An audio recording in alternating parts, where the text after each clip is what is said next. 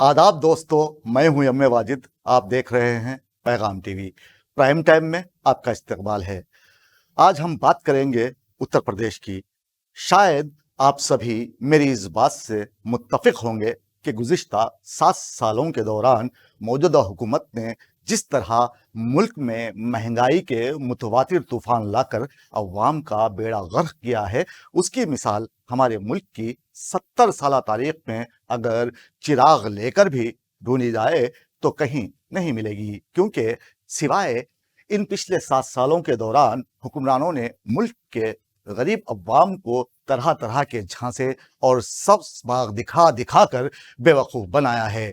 महंगाई, भूख व इफलास और बेरोजगारी समेत करप्शन की चक्की में उन्हें पीसने के बाद उनका भूसा बनाया है। ऐसा तो अवाम के साथ किसी जाबिर और जालिम आमिर ने भी नहीं किया, जैसा बुरा हश्र आज ये अवामी हुकूमत अपने गरीब अवाम के साथ कर रही है। और महंगाई का चाबुक हाथ में लिए ऐसे ऐसे मजालिम रकम कर रही है कि अपने इसी जुल्म व सितम से मुल्क के गरीब अवाम के जिस्मों से खून का एक एक खतरा निचोड़े जा रही है, जिसके नतीजे में अवाम चलती फिरती लाश बनकर रह गए हैं। लेकिन यूपी के अलावा गोवा में मजबूर हो चुके बेरोजगारी से जूझ रहे लोग फिर एक मर्तबा बीजेपी को वोट देकर उसे कामयाब बना चुके हैं। ऐसा क्यों हुआ, इसे जानना जरूरी हो गया है। क्या आपको नहीं लगता कि ये जानना आपके लिए जरूरी है? बात आगे बढ़ाने से कबल मुझे एक शेर याद आ रहा है। हमारे मुल्क का आइन हमसे कहता है, हमारे मुल्क का आइन हमसे कहता है, अब इनकलाब फकत वोट के सबब होंगे। आज जबकि हर तरफ उत्तर प्रदेश की बात हो रही है, जहां योगी फिर एक मर्तबा अपनी हुकूमत बनाने जा रहे हैं, यहाँ ऐसे में कोई इनकलाब दिखाई नहीं देता।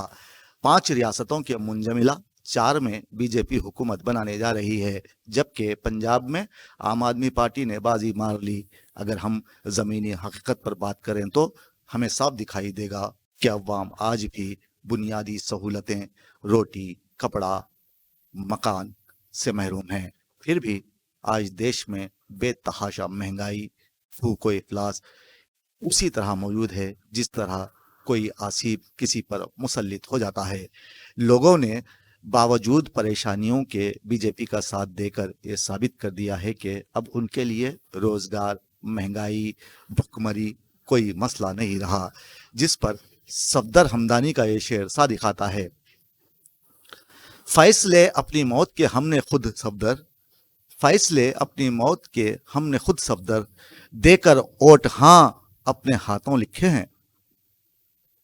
देश के अवाम इस वक्त करप्ट, खाइन, बदकिरदार और जाली डिग्रियों वाले अनपढ़ सियासतदानों की वजह से मसाइल की दलदल में कुछ इस तरह फंस चुकी है कि नजात का कोई रास्ता दिखाई नहीं दे रहा है।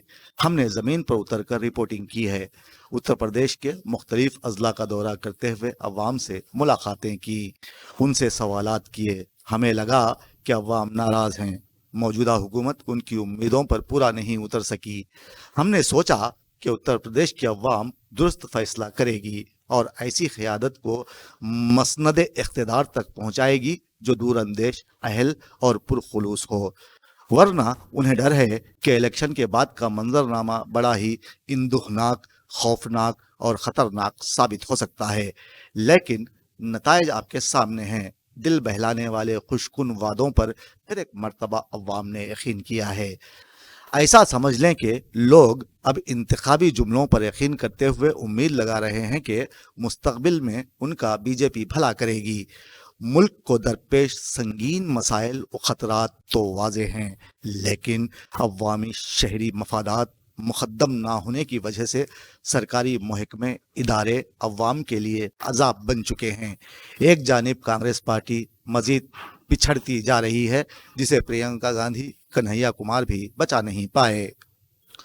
दरअसल बीजेपी ने हमेशा कांग्रेस पार्टी को खानदानी पार्टी कहते हुए उसका मजाक उड़ाया है। मोदी जी हमेशा नेहरू का मजाक उड़ाते रहे। हिंदू मुसलमान कार्ड खेला गया, झूठ बेचा गया, और सबसे बढ़कर ये कि इस बार जो इंतखाबात हुए हैं उनमें गोदी मीडिया ने बाएं बाजू जमातों को नज़रअंदाज कर दिया।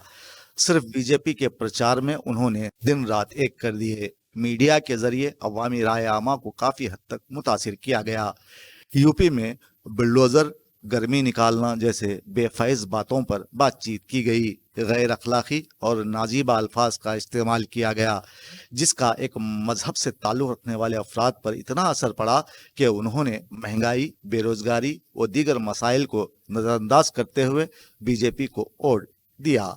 यहाँ तक कि कोरोना से खौफजदा होकर एक रियासत से दूसरी रियासत तक पैदल जाने वाले मजदूरों ने भी बीजेपी को वोट दिया, जिससे साबित होता है कि लोग अब बेहिस हो चुके हैं और उन्होंने इस सफ़र को सही साबित करते हुए मुल्क को पैगाम दिया है कि अब देश में नफरत की सियासत और मजबूत होगी, जिस पर यह शेर कहा जाए तो बेजाना होगा। हुक्मरानों को फ़कत वोट से मतलब वरना किसने मुफलिस की सुनी, कौन इधर तक पहुंचा। अब यहाँ मसला वसाइल या निज़ाम का नहीं बल्कि किरदार का है। बीजेपी ने 7 साल हुक्मरानी में अवाम के लिए कुछ नहीं किया, बल्कि जिन 80% गरीब अफराद को जो यूपी के मुतवत्तिन हैं अनाज देकर नमक का हक अदा करने का हलफ दिलाया और हर वो काम किया जिससे यूपी में कामयाबी हासिल की जा सकती थी। अब ये हुकूमत बद किरदारी पे कायम व दायम रहने पर मुसिर है।